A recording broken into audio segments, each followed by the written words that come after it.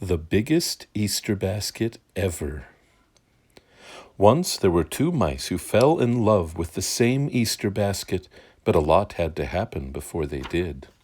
The week before Easter, moms and dads in Mouseville were spring cleaning and baking cookies when the mayor made his announcement. "We will have a gala Easter celebration in the village green. We will have an egg rolling contest and an Easter egg hunt." Everyone cheered, "Yippee!" "And whoever brings the biggest Easter basket will win a prize," the mayor added. "Wow," said Penelope. "I'm going to make mine out of bark." "I'm going to make mine out of cattails," said James. Everyone in Mouseville loves cattails. "I'm going to make the biggest Easter basket ever," said Clayton the house mouse. "I knew you'd say that," said his friend Desmond the field mouse. "But I'm the one who's going to make the biggest Easter basket ever."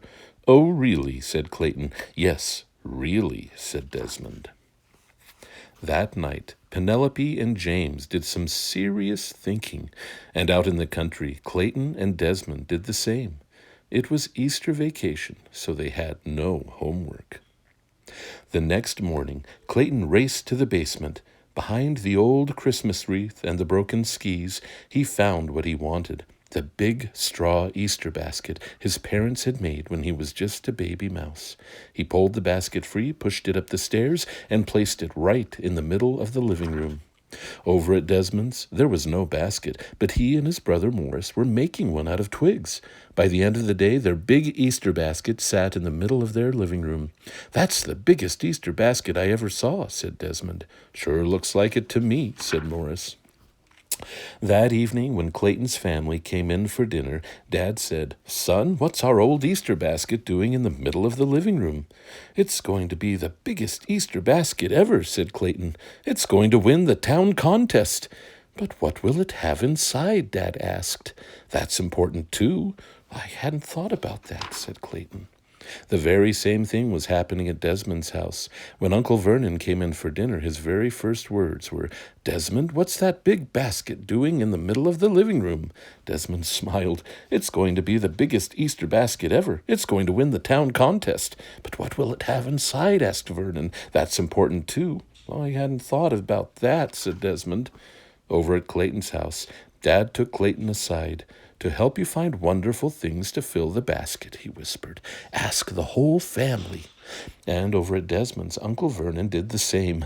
"To help you find wonderful things to fill the basket," he whispered. "Ask the whole family." So Clayton did, and Desmond did, and this is what happened. At Clayton's house, Mom contributed a fuzzy stuffed Easter bunny. Dad added a big bag of jelly beans and piles of plastic grass. Brother Andy and Sister Trudy appeared with a chocolate bunny, chocolate foil eggs, and a little stuffed duck that made a loud quacking noise. Carefully, Clayton arranged everything in his basket. At Desmond's house, Uncle Vernon contributed his own bags of jelly beans and plastic grass. Morris added 2 marshmallow bunnies, a dancing chick with a silly grin, and a big meringue egg with a mouse family inside. Cousins from across the road sent over a dozen candle eggs. Carefully, Desmond arranged everything in his basket. The next morning, Clayton rushed into town to check out the competition. Both Penelope and James had made baskets the same size as his. Clayton knew he would have to make something bigger and better. That afternoon, Desmond realized the same thing. Each was certain he had to have something extra special. "Colored Easter eggs," declared Clayton. "Colored Easter eggs," declared Desmond. They both ran off to the market to buy the eggs and the food coloring.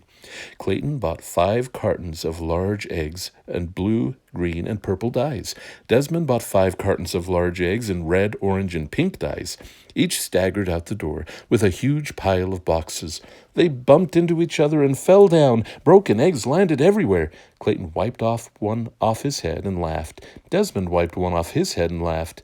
"We should make this Easter basket together," said Clayton. "No one said we couldn't," said Desmond. The next day, they asked their families to be partners. Soon everyone was gathering more Easter treats. Clayton organized the sorting and the egg coloring. Desmond and Morris made a twig basket twice the size of their original. In no time, they had the biggest Easter basket ever, and on Easter morning, with the egg rolling contest already underway, they carried it to the town square. Immediately, the mayor awarded both families the prize, a giant cheese bunny. Everyone danced around, munching and high-fiving. Then they shared the basket with the whole town. "We did it," said Clayton and Desmond, handing out chocolate foil eggs. "All of us together."